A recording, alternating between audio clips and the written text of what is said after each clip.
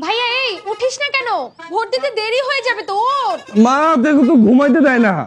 কি রে, তোরা আবার মারামারি শুরু করলি?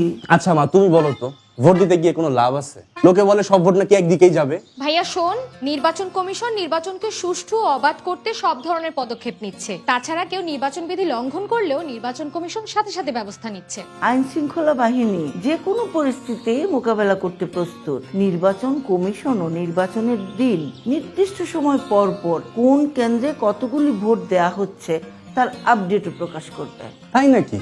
তাহলে তো নির্বাচন ঠিকঠাকই হবে।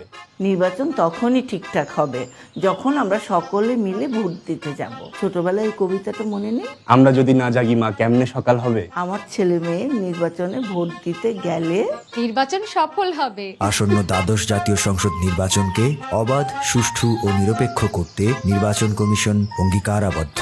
প্রতি 2 ঘন্টা অন্তর ভোটের তথ্য জানতে smart election management BD app download করুন। জনস্বার্থে বাংলাদেশ নির্বাচন কমিশন।